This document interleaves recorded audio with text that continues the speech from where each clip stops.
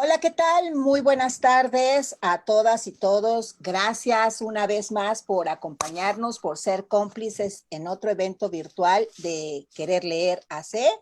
Mi nombre es Gudelia Delgado, soy secretaria de Comunicación Social de la Asociación Civil Querer Leer y de verdad que les doy la bienvenida a esta charla que promete estar muy sabrosa, muy enriquecedora, muy edificante, con una escritora a la cual admiramos, leemos, queremos y tenemos mucho que aprenderle. En complicidad con el cuarto comité regional, con Almex UNESCO, les presentamos con infinito gusto esta charla con la gran escritora Ana Clavel, que tiene por título A la sombra de los deseos en flor. Y cedo los micrófonos a Gamaliel Sánchez Salinas para que nos haga la reseña de nuestra invitada. Gracias. Bien, buenas tardes. Como ya dijo la compañera, encantados con la presencia de la maestra Ana Clavel y voy a dar una pequeña reseña biográfica. Ana Clavel nació en la Ciudad de México. Es maestra en letras latinoamericanas por la UNAM. Es autora de los libros de cuentos Fuera de Escena, Amorosos de Atar, Paraísos Trémulos, del volumen de cuentos reunidos Amor y otros suicidios, y del libro de minificciones Corazonadas. Premio Nacional de Cuentos Gilberto Owen en 1991, Medalla de Plata 2004 de la Sociedad Académica Artes y Ciencias y Letras de Francia. Sus novelas Los Deseos y su sombra y cuerpo náufrago se han traducido al inglés y El dibujante de sombras al francés. Las violetas son flores del deseo, traducida al francés y al árabe. Obtuvo el premio de novela corta Juan Rulfo 2005 de Radio Francia Internacional. Sus libros han dado origen a proyectos multimedia que conjuntan video, fotografía, instalación, intervención artística, performance y pueden consultarse en anaclavel.com multimedia, /multimedia.html. La prestigiada editorial Legenda Books del Reino Unido publicó el libro de Jane Lavery, El arte de Ana Clavel, fantasmas, urinarios, muñecas, sombras y deseos de forajidos. Es autora del libro de ensayos A la sombra de los deseos en flor, ensayos sobre la fuerza metafórica del deseo. Con las ninfas a veces sonríen, también traducida al francés, obtuvo el premio iberoamericano de novela Elena Poniatowska en el año 2013, que en otras emisiones ha sido otorgado a escritores como Hernán Lara Zavala, Mónica Lavín, Almudena Grandes, Álvaro Enrique y Antonio Muñoz Molina. El amor es hambre, otro de sus libros, trata de una caperucita contemporánea que va por los bosques de concreto, cargada con su canasta de deseos y apetitos. En 2017, la editorial Alfaguara publicó su libro de ensayo Territorio Lolita, un estudio sobre el arquetipo y el estereotipo de la ninfula en la literatura, las artes y la cultura de nuestros días. Su última novela es Breve Tratado del Corazón, publicado en 2019. Sobre esta ha dicho la crítica que es una historia que entiende muy bien los tiempos que corren, con sus contradicciones, padecimientos y sinsentido. Es miembro del Sistema Nacional de Creadores de Arte del FONCA. Sin más que decir, comenzamos. Pues qué gusto estar aquí con ustedes y me gusta leer. Les he aplaudido mucho y no es de gratis el esfuerzo que hacen Gudelia, Gamaliel y todos los que colaboran en el proyecto.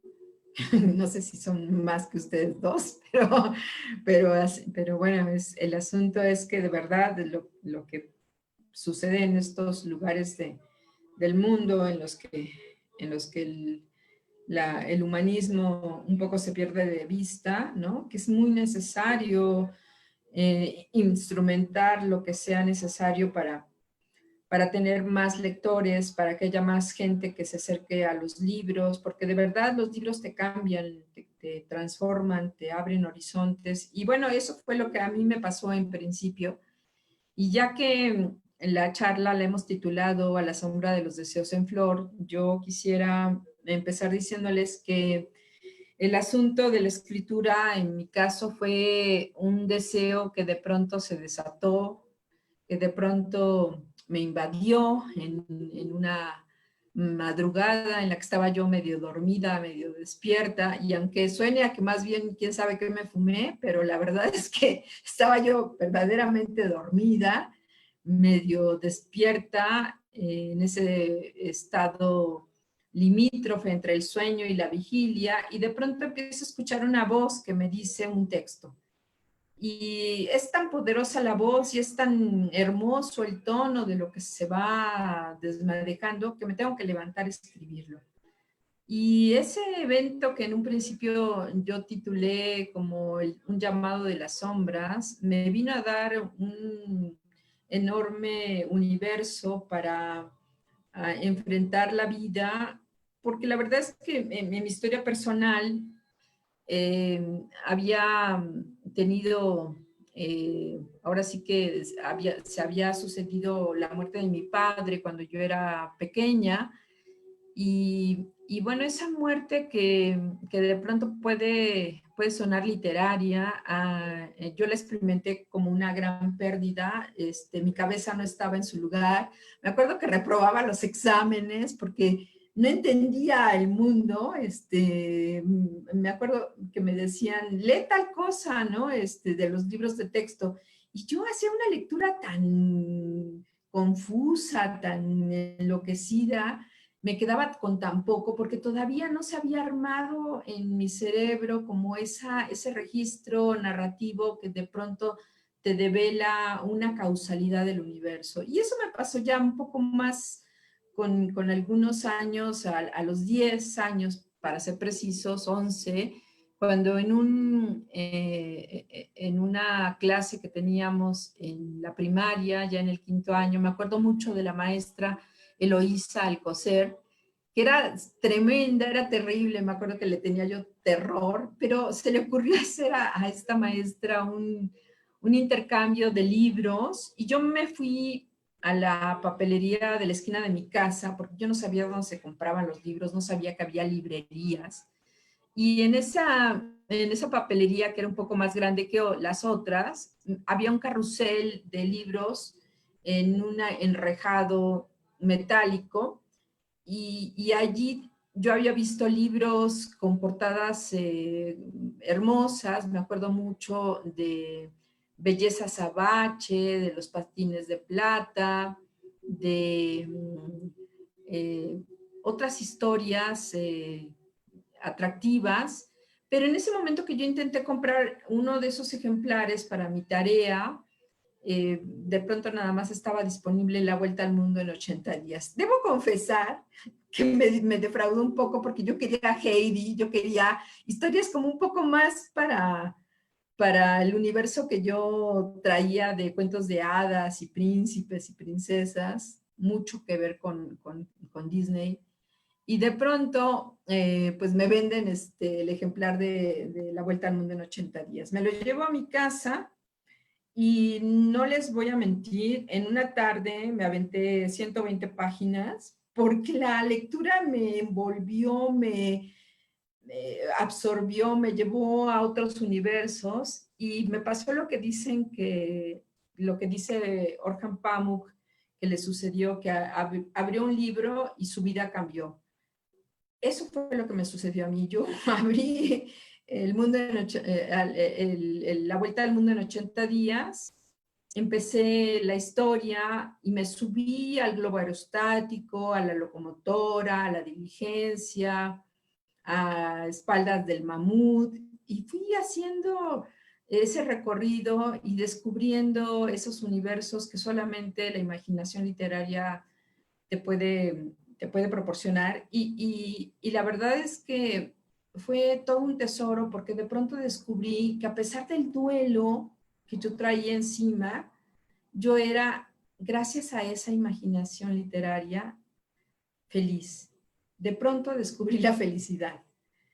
Yo no sabía entonces el papel que iban a tener para mí los libros, pero cuando, por ejemplo, ya años después descubro que también está el asunto de la escritura para mí reservado, entonces yo tenía algunas lecturas allí acumuladas, porque después de La Vuelta al Mundo en 80 días empecé como una carrera de conejo lampareado, a veces leyendo cosas de lo más bestsellerianas. Me acuerdo que por ahí mis primas tenían los libros de Juan Salvador Gaviota y pues los leí, los de Lobsang Rampa, y luego de allí di un brinco gracias a los primeros semestres de la preparatoria, a Muerte en Venecia, a Llano en Llamas, a Germán Gese, y entonces el universo se iba ampliando y la felicidad que eso me producía, independientemente de que las historias a veces eran tristes, como La Muerte en Venecia, pero a la vez me iban llenando el horizonte de registros verbales que me fueron alimentando el alma. Y menciono todo esto porque después, ya con el tiempo, he venido a darme cuenta que mi trabajo y mi búsqueda ha tenido que ver mucho con los deseos, pero sobre todo yo creo que tiene que ver con un deseo primordial, que es la muerte de mi padre, y buscar a la vez como rellenar ese vacío inmenso, ese dolor que estaba detrás. Y como descubrí entonces que a través de los libros yo era feliz, ¿no? Había ahí como un paso que me permitía armar una arquitectura de imaginación que me colmaba. Y entonces ahí yo creo que estaba la dinámica del deseo con la falta, con la carencia y a la vez con la posibilidad de rellenarlo, de configurarlo, de volverlo otra manera de estar en el mundo. Y bueno, cuando fui descubriendo que los libros eran un universo que me daba tanto y que de pronto empecé a escribir a raíz de ese primer llamado de las sombras, al poco tiempo acudí a un taller literario de Promoción Nacional de Literatura de Bellas Artes y llevé unos cuentos que había escrito a ese taller que coordinaba Orlando Ortiz. Me acuerdo mucho que Orlando, cuando me vio y que me dejó leer y comentar otros textos, de pronto hizo una señal así como de, ay, esta niña no está tan perdida, ¿no? Porque recuerdo que encontré muy fácilmente en el discurso, en la narrativa de esos textos que estaban siendo leídos, como las fallas de arquitectura, de eficiencia del cuento, y que era muy fácil para mí detectarlas. Y entonces Orlando se sonrió así como con mucha satisfacción de, ay, qué bueno que llegó esta niña, porque yo llegué tarde a ese taller. Y, y eso me hizo darme cuenta de cómo mi universo se podía complementar un poco más, ¿no? De pronto entonces empecé, como yo no tenía relación con el medio literario, ni tenía padres escritores, ni familiares, ni nada de estos privilegios que de pronto se dan en otros casos y que a mí me suscitan toda la envidia del mundo, porque de pronto pues tienes la biblioteca, tienes toda una serie de elementos que te permiten como tener un trabajo mucho más sustentado.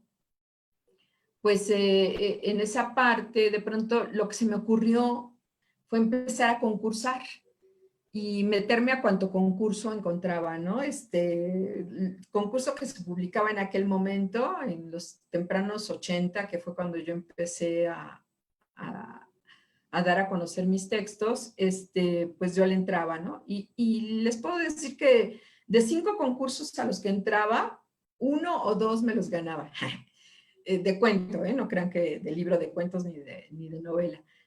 Y eso me daba una gran satisfacción porque sentía que el universo que yo estaba fraguando a nivel ficcional era como un artefacto que de pronto le daba sentido pues a mi existencia. Y en ese sentido, ese deseo que me llevaba a formular a través del discurso verbal, del discurso literario, una propuesta, tenía una cierta acogida. Y de pronto, bueno, hubo la oportunidad incluso de publicar un primer libro de cuentos. Carlos Mapes y Guillermo Samperio estaban al frente de una colección que se llamaba en los 80s Letras Nuevas de la CEP. y me pidieron un libro, ¿no? Y pues yo armé allí uno con mis textos y de pronto pues lo aceptaron y fue una, como, como una buena recepción, una acogida muy favorable. Me acuerdo que del primer libro que se publicó allí en 83, 84, que se llamaba Fuera de Escena, salieron muchas reseñas, o sea, hubo gente que de pronto escribió sobre el libro y eran como muy elogiosas, ¿no? Pero hubo una que me hizo pomada, que de pronto dijo que tenía yo cerrados los caminos de la literatura porque no había una propuesta sólida, ¿no? Y me acuerdo que estaba yo en un encuentro en Chiapas, porque antes no había ferias de libros, pero había encuentros literarios.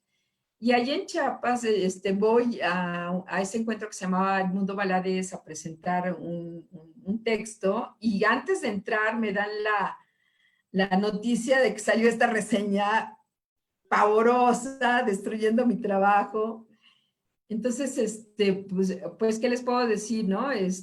Muy confrontada, pero yo me vengo a dar cuenta ahora cuando voy viendo los diferentes momentos de tropiezo, porque por más que uno diga que uno trabaja para que también los críticos te puedan opinar en contra, uno está tratando siempre de hacer un muy buen trabajo y cuando lo pones en circulación, lo que esperas no es que te digan que es una basura, lo que quieres es que te digan que sí hay ese esfuerzo, que sí el deseo que te llevó a articular ese universo, pues valió la pena, no que te digan que lo pudiste haber echado al excusado, ¿no?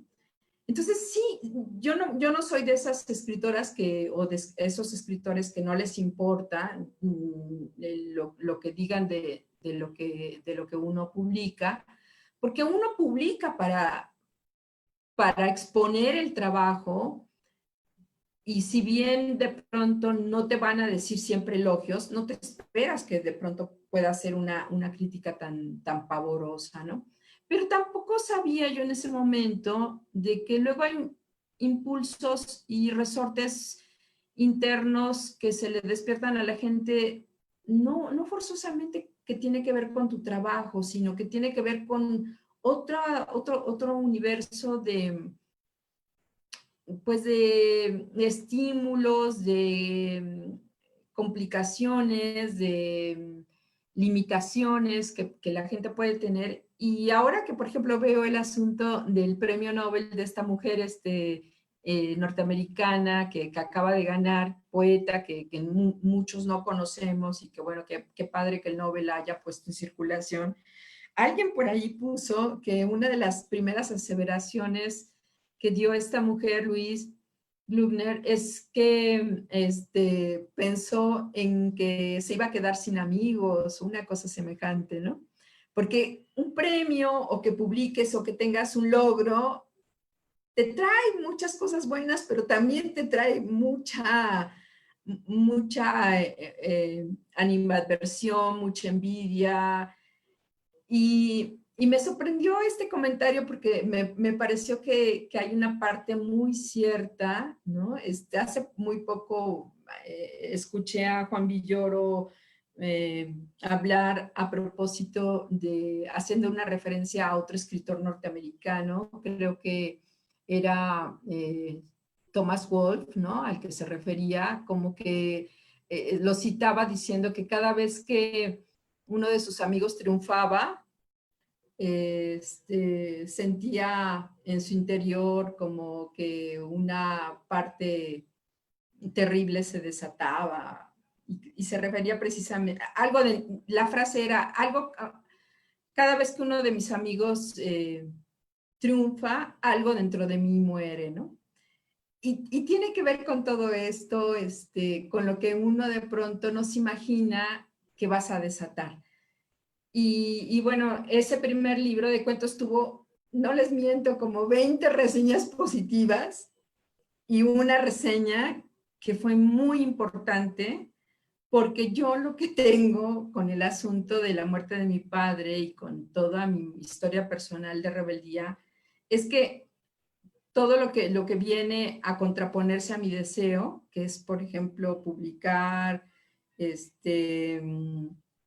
dar una propuesta literaria que valga la pena, si de pronto algo se interpone en ese camino, lo único que logra de mi parte es que de pronto yo diga, ah, no, pues ahora le voy a demostrar que, y entonces me esmero más, trabajo más y cada vez tengo una propuesta más literaria, más consolidada, más propositiva, más transgresora. Y así ha sido mi vida, ¿eh? Yo no sé si por el hecho de estas carencias de las que les hablo, que de pronto se desata el deseo, de historia personal que tiene que ver con la familia, con el hecho de haber sido la segunda hija, con este esquema patriarcal tradicional en el cual los hombres son los que tienen más valor, y que de pronto a mí me hacía, decir, no, ¿no crees que yo valgo la pena? Pues yo te voy a demostrar que yo soy quien soy, ¿no? Y así ha sido la historia de mi vida. De pronto me doy cuenta de que mucho de mi trabajo ha sido pugnar siempre por hacerme un lugar a propósito del deseo, ¿no? Y ahora que veo, por ejemplo, que tengo ya 30 años trabajando y que tengo esta trayectoria que de pronto me ha hecho acercarme mucho al tema del deseo en general y al deseo erótico, me doy cuenta de que como en un momento determinado se nos plantea pensar que el universo debiera ser como más fácil para todos, más de derechos, más de una apertura para que todos podamos estar trabajando y mostrando nuestros avances, pero también hay una parte donde creo que todo aquello que se nos opone, todo aquello que nos obstaculiza, que nos da la pelea, nos hace crecer y hacernos mejores. En esta búsqueda de estar a la sombra de los deseos en flor, ¿no? De pronto esas otras fuerzas y contradicciones que de pronto se nos pueden venir encima, nos pueden también llevar a sacar mucho de lo que no sabíamos que teníamos dentro y que nos fortalecen y que nos hacen ser como más plenos frente al universo que siempre va a estar allí un poco como en contradicción, en contraposición con lo que deseamos como una realización personal y mucho más acabada para cada uno de nosotros.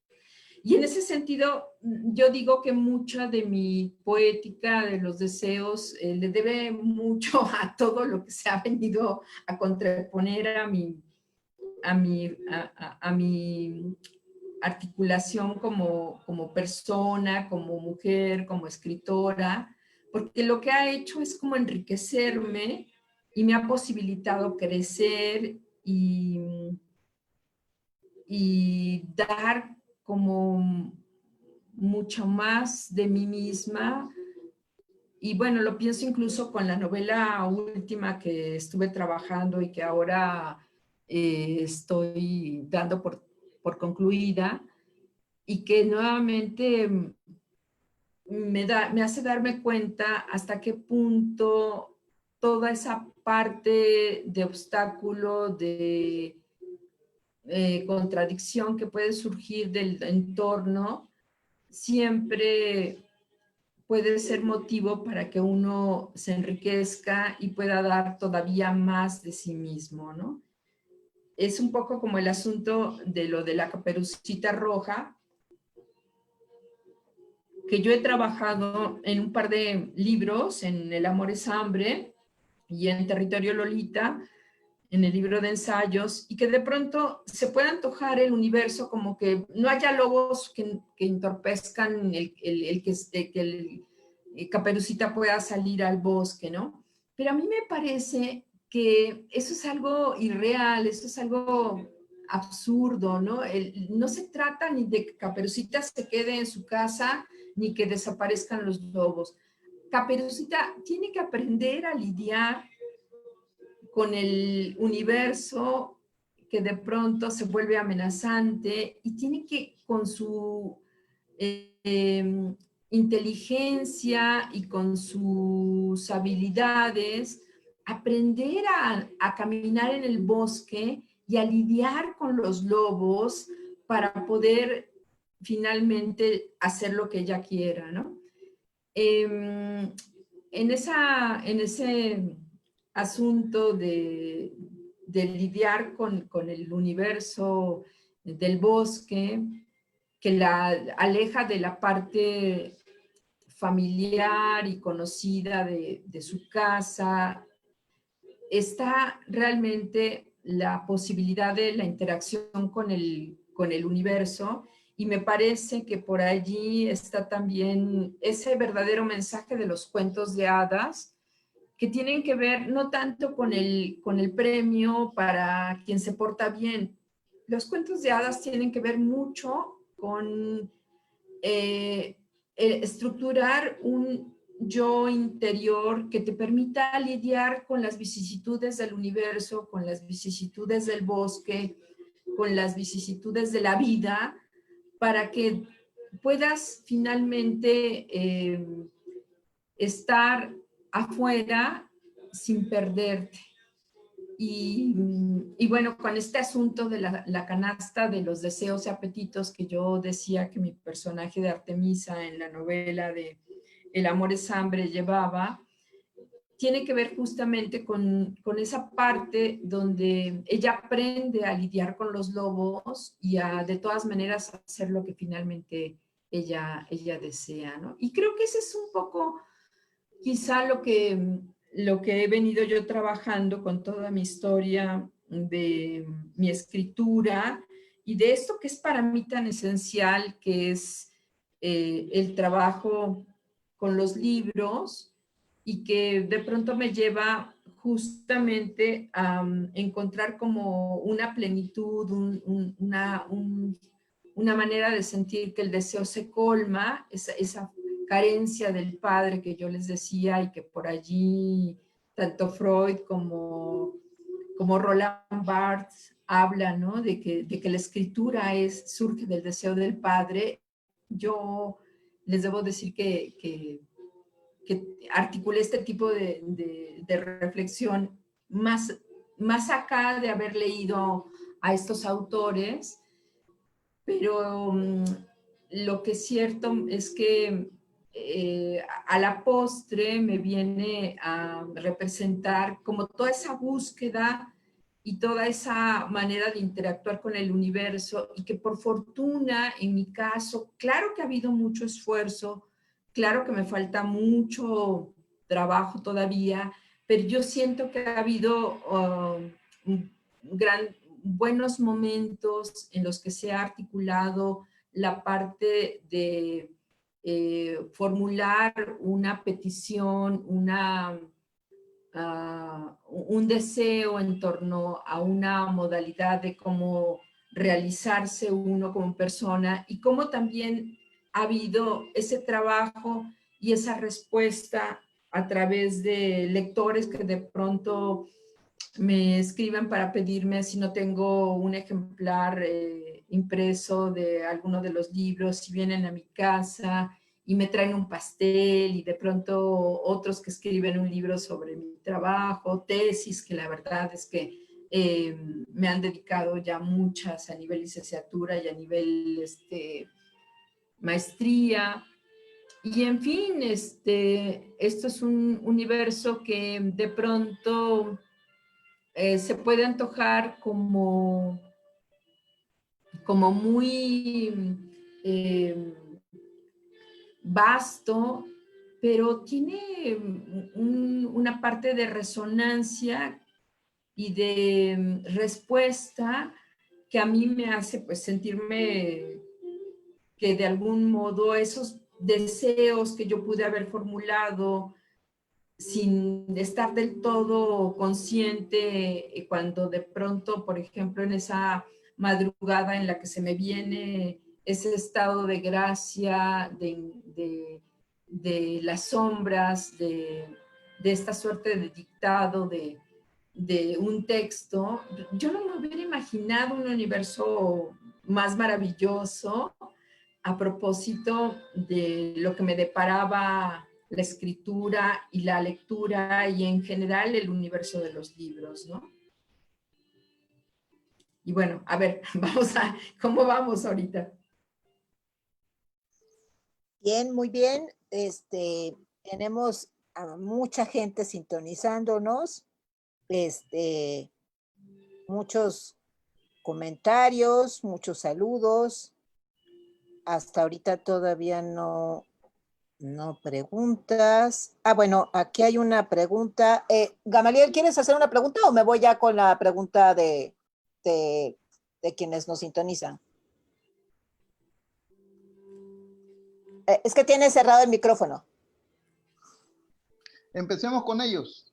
Ahí se Sí, animan. para que los escuchemos.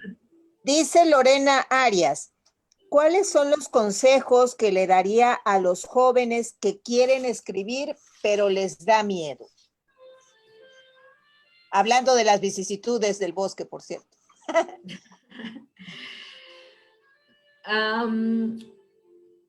Lo que me parece como fundamental es esta parte que yo hablaba del reto, de pronto demostrar que uno puede, ese asunto de demostrarle al mundo que uno puede, empieza por demostrarse a uno mismo que uno puede.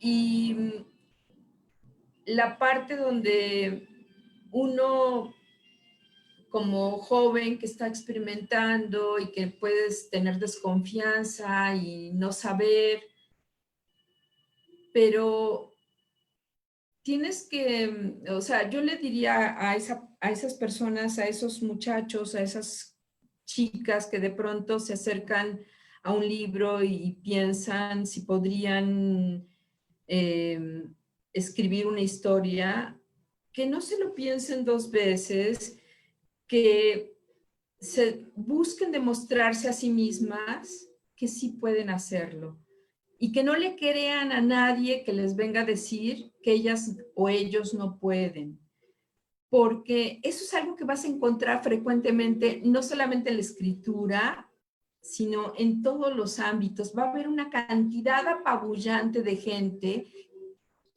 que tú a lo mejor incluso tienes interiorizado en la voz de decir, cuando tú mismo de pronto te dices, no, es que no puedo. Cuando tú dices eso, no lo estás diciendo porque realmente crees en eso, sino porque has interiorizado una voz que es común de decirnos, véncete porque no eres suficiente. Y yo creo que cuando uno se sienta consigo mismo y se da la oportunidad, uno encuentra que siempre hay una carga, una fuerza que te puede hacer demostrar que sí puedes, y más que a los otros, a ti mismo. Y a veces, bueno, se da a través de la escritura, a veces a través del fútbol, a veces a través de la música, a veces a través de un trabajo en una biblioteca. O sea, el universo de la realización yo creo que puede ser enorme, pero si se te da por el lado de la escritura, lo que tienes que hacer cuando tú empiezas a trabajar es pensar en que sensor que de pronto uno tiene interiorizado, uno tiene que pensar en hacerlo a un lado un poco y darse esa oportunidad para abrir ese universo y encontrar la posibilidad de mostrar que el deseo está allí, independientemente quizá de lo que puedas conseguir, pero que tú te tienes que dar la oportunidad en un primer momento de experimentarlo, de disfrutarlo y de confrontar esas fuerzas que te llevan a trabajar. Y entonces no dejarte vencer ni por las voces de fuera, ni por las voces interiores que de pronto se han metido a nivel de lo que Freud diría esto del super yo, ¿no? Y que te llevan de pronto a negarte la posibilidad. Yo creo que allí está una clave importantísima para que uno pueda desarrollar el trabajo y ver qué pasa. Explorar, disfrutar, sobre todo eso, disfrutar la escritura, disfrutar la lectura y que de pronto te des permiso. Eso, nuestra sociedad, la verdad es que es muy castrante y siempre está buscando ponernos el pie encima y demostrarnos que somos incapaces. Y por allí, si te armas como de esa fuerza para, pues para descubrir, no solamente demostrar, descubrir qué es lo que puede estar allí latiendo en tu deseo de escritura, eso te puede dar la posibilidad para justamente abrir ese tesoro que, como todos los seres humanos, siempre tenemos con las experiencias y con todo lo que se va acumulando en nuestro interior. Entonces, el consejo sería, date la oportunidad, quizá no tengas tanto que demostrarle a los otros, incluso a ti mismo, nada, sino explorar y disfrutar esa experiencia que te puede dar la escritura a nivel de conocimiento, por un lado, y de juego. Muy bien, gracias, Ana. Aquí hay mucha gente uniéndose a la transmisión. Hay dos preguntas que me gustaría hacer. Una tiene muchos likes y algunas caras como de asombro y hasta de risa, y esa es la que te voy a hacer primero. Dice, y una segunda pregunta, y dice, ¿tiene algún libro con referencias a ello, al feminismo? No entiendo, perdón, no escuché bien la pregunta.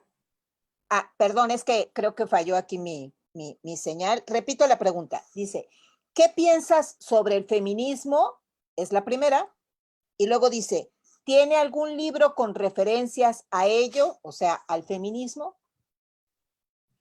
No tengo libros, Lo que pasa es que el feminismo y los discursos de derechos me parece que son otro ámbito como más, ¿cómo decirlo? Más propositivo en cuanto a un tipo de universo que más inclusivo que por supuesto mucha gente abogamos y de pronto hay mucho prejuicio en torno al tema. Cuando uno escribe literatura, me parece que si uno es honesto, no se está poniendo etiquetas y consignas de entrada. La literatura, cuando la desarrollas y exploras a fondo, vas encontrando pulsiones, trozos de alma humana, más allá de lo correcto o inmoral. Y en ese sentido, la literatura que vale la pena, por ejemplo, pienso en un libro como Ana Karenina, de pronto, no es que te diga que las mujeres tienen que romper con una serie de atavismos, sino que te muestra a un personaje muy en su parte humana, en sus contradicciones, en sus deseos, en sus pasiones, en sus inhibiciones, en sus eh, recovecos, de tal modo que de pronto ves a ese personaje actuando con todo ese mundo interno enfrentado a una sociedad muy opresiva como era la de la Rusia en el siglo XIX, y de pronto descubres a través de un personaje semejante toda una, eh, todo un mundo de claroscuros que a la vez, aunque haya pasado mucho tiempo, cuando tú haces la lectura, te das cuenta de que ese personaje de alguna manera te vivifica en esas zonas en las que más allá de enunciados positivos en cuanto a lo que debe ser una persona, te registra todo ese mundo de contradicciones y te lo hace como más complejo y más cercano, si eso es posible, si echas una mirada a tus propias contradicciones. Y en ese sentido, pienso que la literatura que vale la pena no tiene consignas, no tiene etiquetas. La literatura no es que sea feminista o que sea humanista o que sea en pro de algo. La literatura que vale la pena te va a mostrar un universo de seres complejos como somos las personas y te va a llevar a descubrir cuánto de esas contradicciones, por más que el mundo parezca que puede simplificarse en buenos y malos, no es tan sencillo.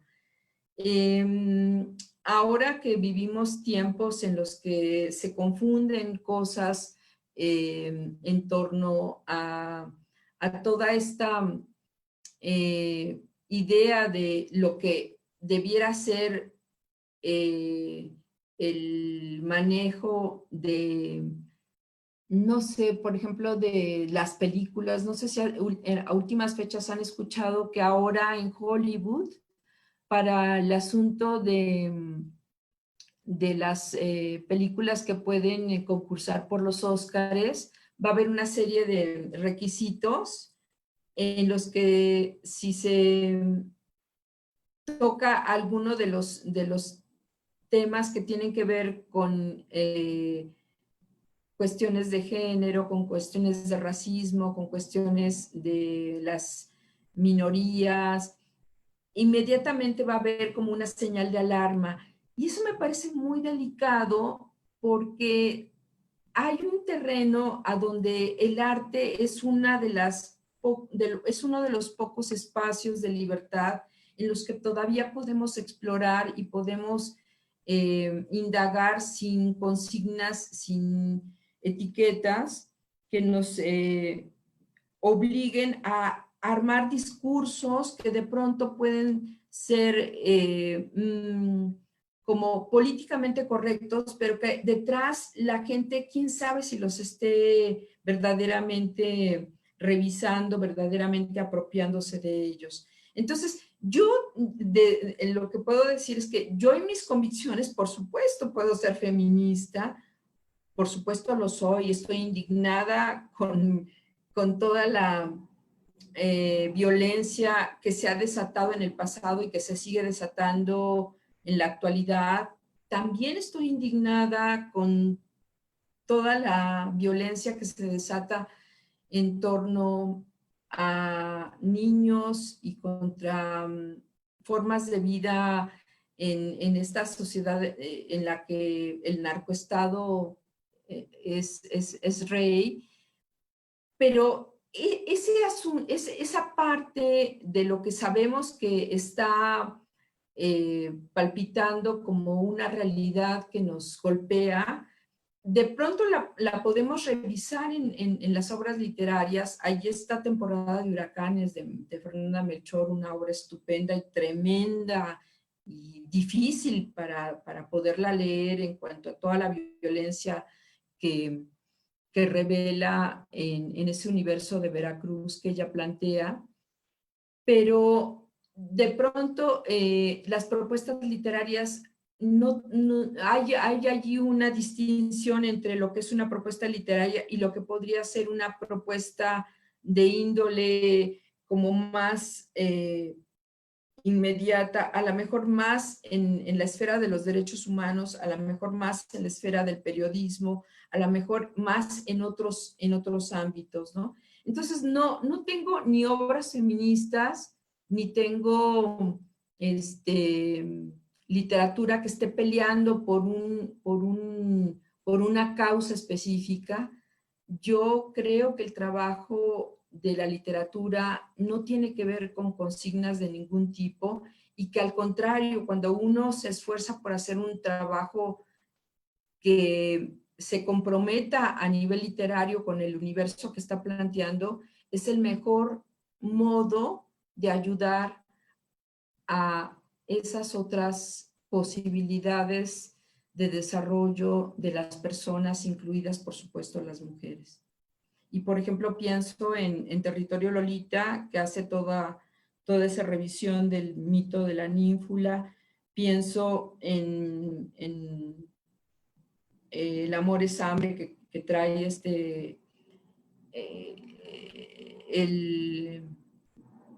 el cuento de la Caperucita a fechas más contemporáneas. Pienso en Las ninfas a veces sonríen, que de pronto es esta revisión gozosa del cuerpo femenino, pero no hay consigna detrás, no hay un asunto de vamos a luchar por los derechos de las mujeres. Eso hay que hacerlo, pero hay que hacerlo desde la parte de los derechos humanos, hay que hacerlo desde los colectivos, desde otros ámbitos. La literatura me parece que cuando mete ese tipo de consignas, ese tipo de prioridades, se adultera, se traiciona a sí misma. No puedes ir por ahí en esos universos de la imaginación literaria. Y supongo que, bueno, la pregunta cuando me la formula la persona que la haya formulado, tiene que ver de pronto que cuando yo llevo 30 años trabajando, publicando, y no es un asunto reciente como puede serlo estas avanzadas más recientes de los derechos de reivindicación de las mujeres tipo Me Too, ¿no?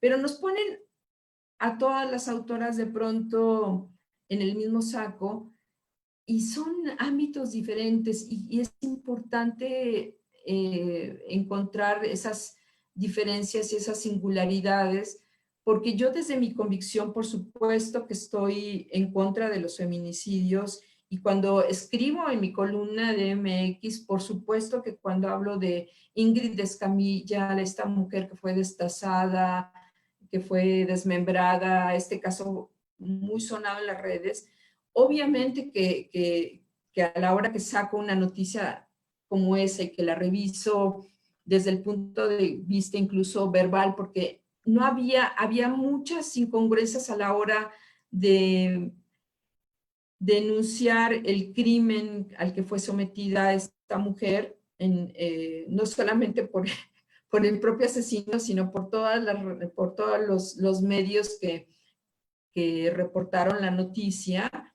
Era un asunto tan innombrable que no había manera de decirlo. Había periodistas que encabezaban la nota diciendo que había sido mutilada y desmembrada, otros que decían desollar. Y todo eso obedece a esa violencia innombrable que está sucediendo. Y allí es en ese ámbito de lo que son las columnas de opinión, el análisis, el periodismo, allí es uno de los ámbitos en los que sí se tiene que trabajar ese tipo de de casos, ¿no? Y de denuncia de que esto nos está rebasando, de que esto es un horror, ¿no? Y entonces me parece importante tratar un poquito de desbrozar estos caminos, porque de pronto piensa la gente que si hay una autora que está mostrando un trabajo, ¿no? Inmediatamente uno está haciendo un trabajo feminista en el ámbito de la literatura y son cosas diferentes, no podemos mezclar tan confusamente los ámbitos, ¿no? De acuerdo. Gracias, Ana. La siguiente pregunta viene de Liz Marín y dice, hola, ¿cuáles son tus procesos de creación literaria o tus rituales para escribir? Y añade, ¿cómo sabes que ya debes iniciar un nuevo libro y de qué hablará? Los rituales, no soy mucho de rituales, pero lo que sí es que antes ¿cómo decir? Cuando tengo una nueva idea, me sucede que empieza así como una suerte de enamoramiento. Yo no sé si recuerdan ustedes momentos en los que han tenido una pareja, ¿no? Y que ven a alguien que les late y que de pronto hay un intercambio como de miradas y uno se emociona. Entonces, algo semejante pasa con las historias que uno va a llevar a la escritura, ¿no? Entonces, hay una señal por allí que le despierta a uno interés. A veces esa señal pasa de largo porque, pues, como tantos en el universo que de pronto uno ve y que pueden ser interesantes y no sucede nada más a nivel de una pareja o de una relación así sea fortuita. Pero a veces ese intercambio así momentáneo y que parece que no va para más, de pronto hace una señal mayor y uno empieza como a fabular que allí hay una historia posible, ¿no? Como también pasa con las relaciones amorosas, ¿no? Y entonces empieza como esa historia de seducción, a donde uno se empieza a emocionar porque empieza a imaginar las posibilidades de esa historia. Y así es como va creciendo.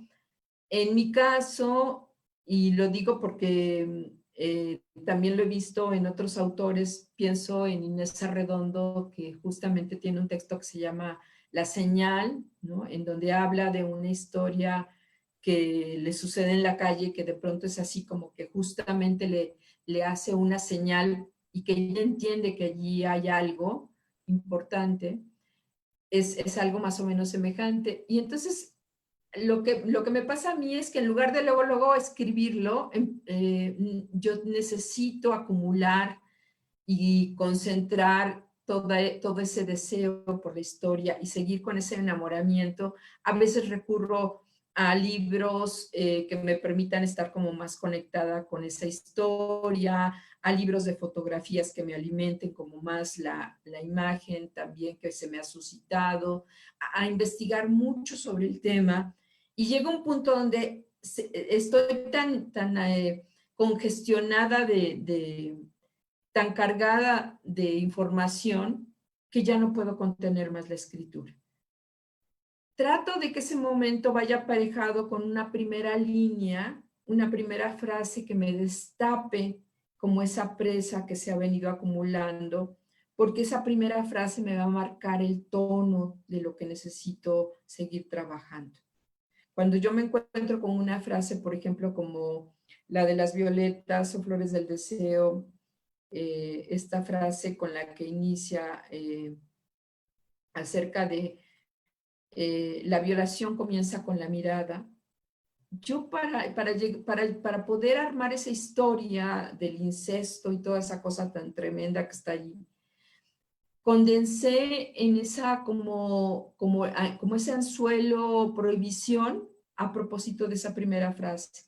Y entonces, una vez que tuve esa frase, una buena parte de la historia y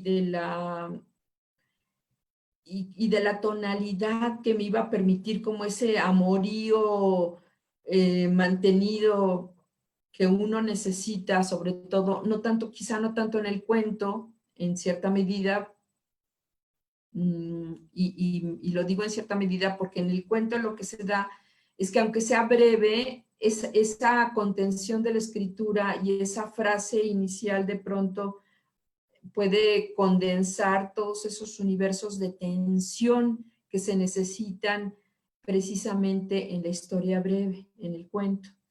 Y en la novela es lo que te permite mantener esa pasión en la escritura, que no baje, porque lo que sucede es que con el género moroso que se da en la novela, donde vas desarrollando, tienes que tener paciencia e ir urdiendo a los capítulos y regresando, todo eso, si no estás suficientemente apasionado y enamorado de tu historia, se te va a caer. Vas a ser el primero que la va a soltar. Y si tú la sueltas, pues obviamente no va a haber lector que la quiera retomar, ¿no? Entonces, eso, en realidad el asunto de la escritura es una historia de deseo, de seducción, y es una historia de amor, que empieza por el propio escritor. Si uno no está suficientemente enamorado de su historia, no va a poder llevarla a término después de todo el tiempo que se necesite para que esa historia termine de cuajar, no solamente en una primera versión, en las versiones que siguen, en toda la revisión, en las correcciones. Entonces, es ¿cómo decirlo? No es nada más una señal inicial de enamoramiento, sino con mantener esa llama de deseo ahí de manera permanente alimentándose. Y yo lo pienso justamente por el hecho de esta suerte de estética a lo Sherazade. Si Sherazade no mantiene la atención del sultán, pues pierde la cabeza, ¿no? Igual si la Sherazade interior no mantiene el interés por la propia historia que uno está fraguando, uno pierde no solo la cabeza, sino la razón de ser, de estar en esa historia. Entonces, se vuelve todo un discurso del deseo y un discurso amoroso que de un poco, para cerrar esta respuesta, me gustaría nada más recordar la famosa frase de Roland Barthes que dice: el texto que usted desea debe probarme que me desea. No, perdón. El texto que usted escribe debe probarme que me desea.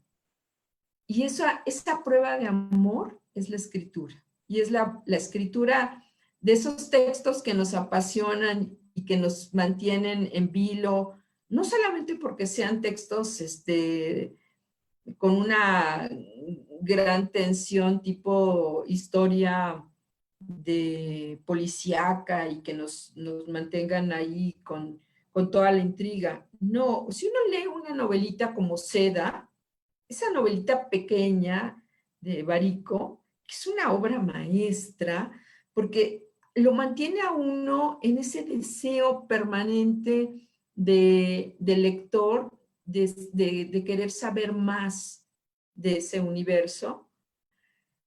Y eso es lo que hace una escritura que da la prueba de amor en ese sentido de lo que dice Roland Barthes, ¿no? El texto que usted escribe debe probarme que me desea. Y yo creo eso, que las obras que nos llegan verdaderamente a las entrañas son obras que nos prueban que nos están deseando. Muy bien, gracias, Ana. Pues ahora sí ya se desataron las preguntas. Ahora ya lo que tenemos problemas es de tiempo, porque ya tenemos una hora aquí, tampoco queremos cansar a Ana. Si te parece, hacemos una última pregunta hacemos una última pregunta y luego dejo que Gamaliel hable. Diga, Pobre Gamaliel, lo tenemos sí, calladito. dejo que que nada más esté dirigiendo aquí detrás la escena y ya que tome la palabra. Dice Cristian Miguel Estrada, ¿cuál ha sido su inspiración siempre, desde que inició su carrera? No creo que sea una misma inspiración. Yo creo que es un deseo que va cambiando, que se va transformando. Puedo decir que lo que está detrás es como una ansia una ansia muy enorme por esa suerte de plenitud, de un estado idílico en el que uno se siente completo, ¿no? Justo en esta parte donde es primero que lo lleva uno a la escritura con toda esa pulsión incierta, a veces muy, eh, muy, ¿cómo decirlo? Hambrienta, muy sedienta, muy inconforme, muy insatisfecha, ¿no? Y luego hay un punto donde conforme se va dando la escritura en que uno va rellenando esa falta, esa carencia, uno va encontrando esa plenitud del texto escrito, ¿no? Y más cuando todavía consigue una propuesta acabada, ¿no? Y de ahí luego brincar a que llega el lector y que de pronto hay buenos comentarios, lo que comentaba yo de que luego también puede haber crítica negativa, ¿no? Toda esa parte, luego además los reconocimientos, cuando de pronto casi sin que lo pidas, bueno, como pasó con el premio Poniatowska, que yo ni enterada estaba de que estaba concursando, y la editorial había mandado mi libro, y de pronto me escribe, digo, me habla por teléfono, alguien de la Secretaría de Cultura y me dicen que algo del premio Poniatowska, pero estaba mal la señal del celular, entonces yo entendí que me preguntaban que si había sido yo jurado del premio. Y no, es que me habían dado el premio. Me habían, era un premio por obra publicada y entonces me estaban informando que me lo había ganado, pero no les entendí. Entonces, esa parte, por ejemplo, pues te da un enorme gusto, ¿no? Se vuelve toda una plenitud, pero igual siempre pasan otras cosas, ¿no? Por allí algún escritor que no le dieron el premio y que de pronto decía que bueno, ese premio Poniatowska que que ella ni había escrito novela. Entonces, bueno, siempre va a haber otras fuerzas que de pronto pueden estar ahí en contra de ese asunto de tu propia plenitud, ¿no? Y entonces, a lo que voy es que luego ese deseo va cambiando de orientación en la medida en que uno se va desarrollando, porque por ejemplo pienso cuando me ganaba yo mis primeros premios de los cuentos que metía yo al premio del periódico El Nacional, a Punto de Partida, a esas publicaciones que en ese momento me parecían como pues las que podían tener, ¿no? Posibilidades para lo que yo estaba haciendo.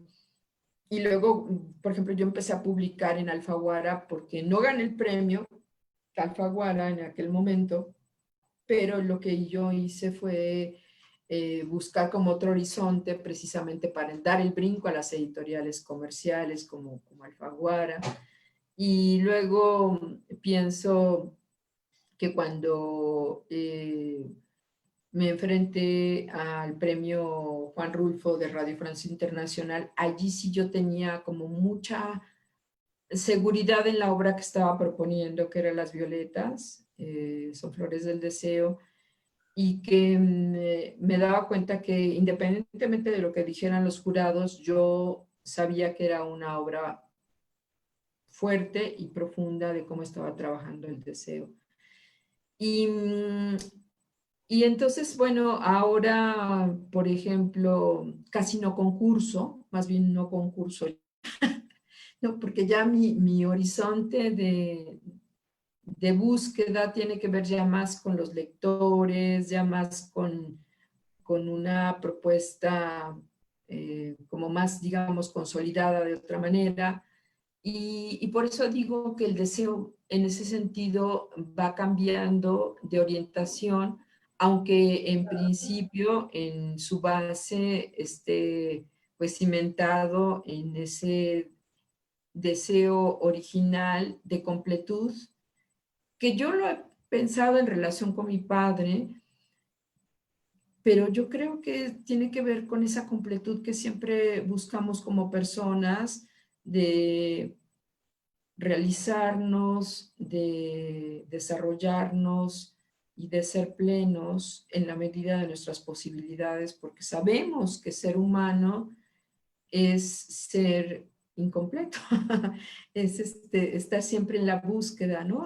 Por ahí cuando yo estaba en la carrera de letras en la UNAM, nos tocó leer La tarea del héroe de Fernando Sabater, y me acuerdo mucho de una frase que me pareció un galimatías, pero que cada vez le encuentro más sentido, ¿no? Decía algo así como, el hombre, acuérdense de que eran tiempos pre-Me Too y pre-inclusivos, estoy hablando de los 80, de los años 80, decía, el hombre es lo que no es.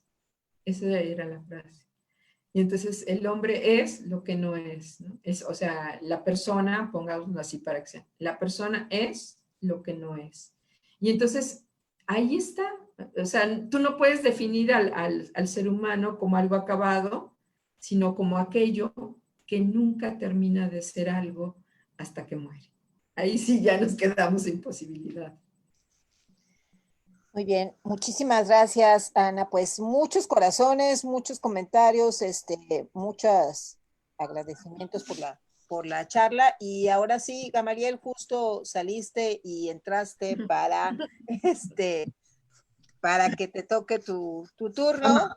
Ana, admirada, veo ahí un comentario de un joven o una joven, no cheque bien eso, pero dice, pregunta, ¿qué le recomiendas para concentrarse, para calmarse y poder escribir un cuento? ¿Cuáles serían tus recomendaciones?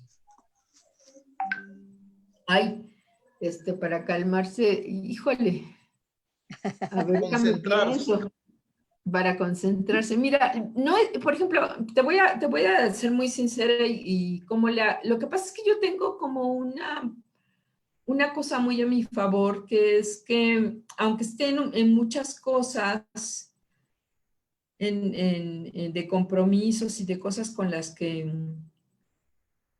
ando en la cabeza, y aquí ahí está el consejo, es que te des permiso adentro de estar como habitando en tu universo personal como si fuera una burbuja.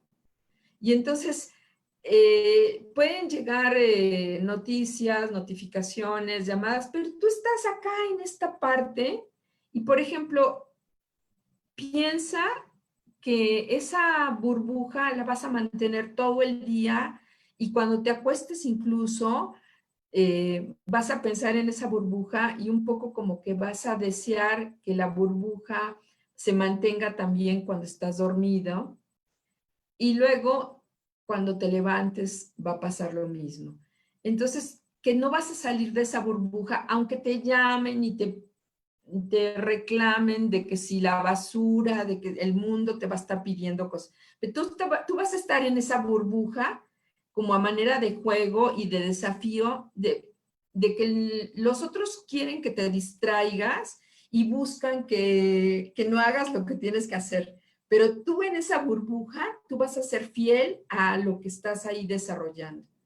Y entonces llega un punto en que cuando está uno en esa dinámica de a mí la burbuja sí me importa porque es mi historia y es lo que es mío y no pertenece a nadie más, ni tiene que ver con ningún reclamo de compromiso ni de responsabilidad ajeno.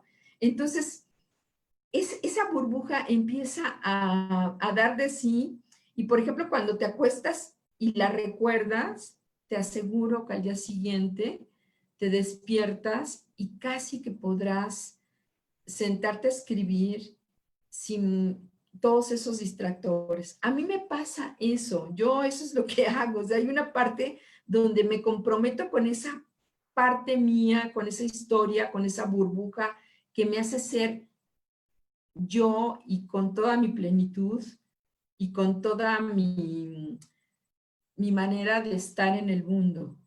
Entonces, ojalá que te funcione. No sé si es mujer u hombre la persona que lo pregunta, pero tiene que ver con las fuerzas del inconsciente, tiene que ver con una cosa que va más allá de los requerimientos sociales y que es un poco como darle la espalda al mundo y ser para ti mismo allí donde uno es con sus historias y con lo que uno quiere ser. A lo mejor no terminas armando una historia, un cuento, pero a lo mejor encuentras una narrativa particular para desarrollar eso. Y eso yo creo que es muy importante independientemente de que lo lleves a la escritura o no. Yo creo que tiene que ver con ese desarrollo personal que todos nos merecemos. Muchas gracias, Ana. Gracias, Ana. Otra pregunta. Dentro de nuestro público tenemos jóvenes preparatorianos que les gusta mucho la lectura, les gusta mucho la literatura. ¿Qué libros les recomiendas tú a ellos para que ese camino que están iniciando siga? Para que no se quede ¿qué libros tienes tú para recomendar a ellos?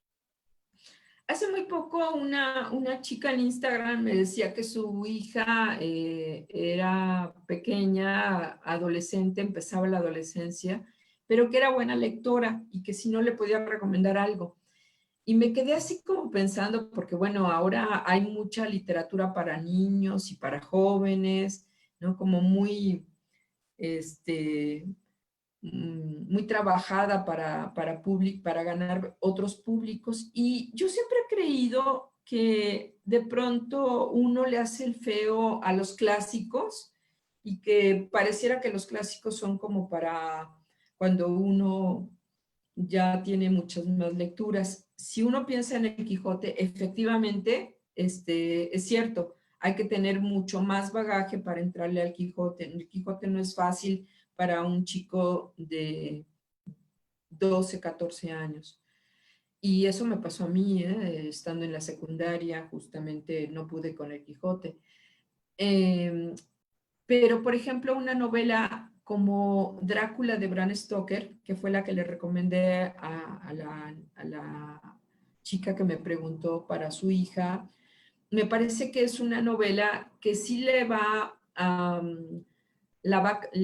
puede capturar por el lado de la historia, del personaje, pues este vampiro, que es mucho una historia que siempre atrae cuando eres joven, pero sobre todo porque porque la escritura esta de las cartas en Termina Parker y los personajes te van metiendo en una dinámica de lo que es lo literario y ese armado a través de la escritura de todo un universo terrible, como es el de la novela de Bram Stoker, que da origen, que da pie a las historias de vampiros que conocemos después. Y al grado tal de que yo estoy segura de que la gente que lee Drácula se termina enamorando de Drácula y deseando, no obstante que es la encarnación del mal, del ángel caído, que se salve, que no muera, que se mueran los que lo están atacando. A ese grado es el poder de la novela de Bram Stoker. Entonces, por ejemplo, pienso en eso, pienso, por ejemplo, en la Ilíada, ¿no? En la Odisea, en la Divina Comedia, pienso en las novelas de caballerías. Para jóvenes escritores, bueno, para jóvenes lectores, por supuesto, Barico es un escritor que reúne calidad y a la vez una estrategia como más sencilla para abordar. Por supuesto, les recomiendo escritores mexicanos como Elena Garro, Los recuerdos del porvenir y los cuentos de La Semana de Colores. Les recomiendo mucho una escritora mexicana contemporánea que tiene mucho sentido del humor y que es una gran cuentista y novelista, que es Ana García Bergua. Además se van a divertir, por ejemplo, con los cuentos de la tormenta hindú. ¿Qué más? ¿Qué más? ¿Qué más? Bueno, y está toda la colección de La orilla del viento para niños. Yo me acuerdo mucho de un cuento que le fascinaba a mi hijo. Mi hijo tiene ya más de 30 años, pero es súper lector. Y, justo leyó varios de los libros que están en la colección de La orilla del viento, especialmente uno que se llamaba Bonícula, sobre un conejo vampiro de vegetales. Será muy divertido, muy simpático. ¿Qué más? Algo les iba a decir era Bonícula, A la orilla del viento. Y luego, bueno, esto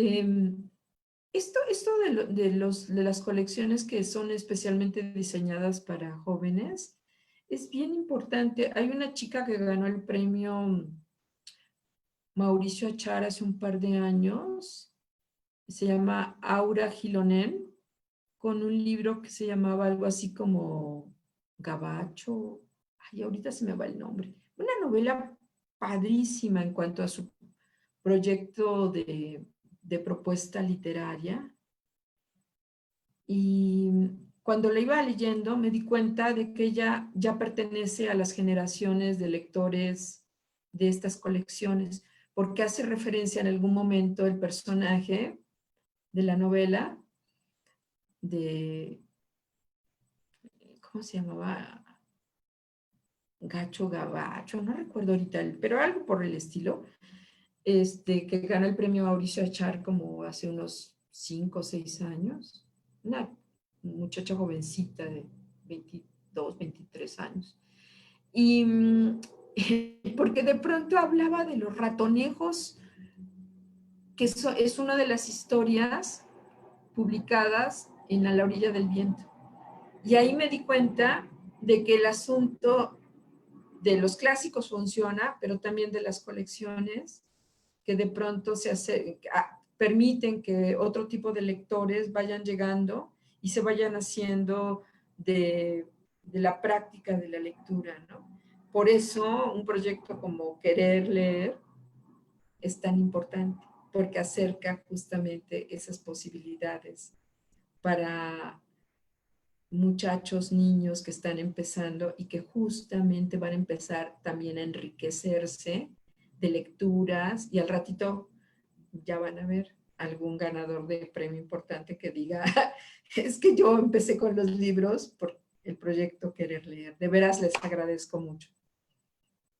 Yo como autora. Gracias.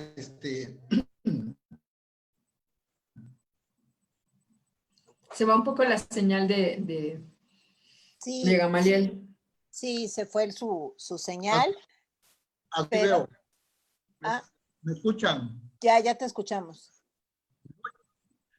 Ana, la última pregunta mía. ¿Qué autores te acompañan a estas alturas del partido? ¿Qué autores te acompañan? ¿Cuáles son los libros que tú lees en este momento? Es que siempre me acompañan a autores que tienen que ver con el proyecto en el que estoy trabajando. Por ejemplo, ahorita estoy metida con un personaje que tiene que ver con los detectives salvajes de Bolaño. Entonces he leído y releído obra de Bolaño y autores alrededor del tema gay y de ensayos sobre el México de los 80, de los 70. Entonces tiene que ver mucho con ese universo. Arthur Rimbaud, por supuesto, lo he estado trabajando mucho porque es un autor que estos muchachos de los años 70 que vienen referidos en Los Detectives Salvajes de Bolaño, pues era parte de su bagaje. Muchos autores, porque eran muy cultos, ¿no? Aunque parecía que nada más eran salvajes, en realidad eran súper cultos, especialmente Roberto Bolaño, especialmente Mario Santiago, y por supuesto Luego, Darío Galicia, ¿no? Que es el personaje que yo trabajo. Y y entonces ese universo tiene que ver mucho con lo que estoy en ese momento trabajando. Hay autores que son un poco más permanentes, ¿no? A los que regreso cotidianamente, que son Cortázar, que son Virginia Woolf, que son Tristan Shandy, que son de pronto Calazo. Roberto Calazo es uno que me ayuda mucho en la parte del ensayo, del trabajo de ideas. Calvino, ¿no? Tengo como mi camarilla digamos, de autores predilectos, pero ahorita en este momento no los estoy leyendo a ellos en particular, ¿no? Estoy leyendo más lo que tiene que ver con el proyecto ahorita de novela. Y cuando estaba, por ejemplo, con la historia ¿qué te puedo decir? Breve Tratado del Corazón, pues estaba leyendo mucho de tema anatómico del corazón, las leyendas, ¿no? Cuando estaba con, ¿cómo se llama? El amor es hambre, pues estaba con las historias de Caperucita y estaba con eh, autor de la revisión de los cuentos de hadas, y así me voy yendo de tema en tema, mucho dependiendo del universo en el que esté, ¿no? Muy bien. perfecto. Muchas gracias. Hasta ahí lo mío. Gracias, gracias. Y ya para ir cerrando, bueno, primero que nada agradecer muchísimo a toda la gente que nos sintoniza, obviamente agradecer a Ana su tiempo, su generosidad. O sea, escuchando todas tus respuestas son tan generosas, son como que no te lo quedas como decir, no, esto me lo guardo porque puede ser que nada más sea idea mía. O sea, esta generosidad a la hora que desarrollas tus ideas, tus respuestas, lo cual agradecemos infinitamente. Y antes de despedir la transmisión, pues nos gustaría que dieras un mensaje final, libre, abierto. Pues venceremos más allá de la pandemia. Tengamos paciencia, sigamos, tomemos todo esto como una posibilidad de enriquecernos, de estar leyendo, de estarnos revisando, de a lo mejor hasta llegar a momentos como de mucho fastidio por la incertidumbre. La incertidumbre es terrible, pero también pensar que todo lo que nos abona para estos estados de insatisfacción nos llevan forzosamente a buscar otros horizontes de plenitud.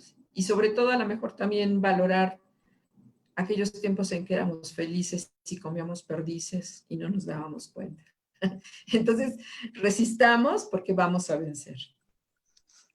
Muchas gracias. Muchas gracias, Ana Clavel. Muchas gracias al cuarto comité de CONALMEX UNESCO por ser nuestros cómplices en estas producciones y sobre todo gracias a nuestro maravilloso público que siempre está atento de lo que de lo que hacemos. Recuerden que la misión de Querer Leer es hacer de la lectura y la escritura prácticas cotidianas, y con eventos como el que hemos presentado el día de hoy, estamos seguros que que estamos abonando en ello. Pues muchísimas gracias y muchas hasta gracias la próxima. a ustedes, ¿eh? Muchas gracias, Gamaliel, muchas gracias, queridísima. Y pronto nos veremos, espero. Claro que sí, Ana. Muchas gracias. Mi nombre es Gudelia Delgado, soy secretaria de Comunicación Social de la Asociación Civil Querer Leer, y con mucho gusto les digo hasta la próxima.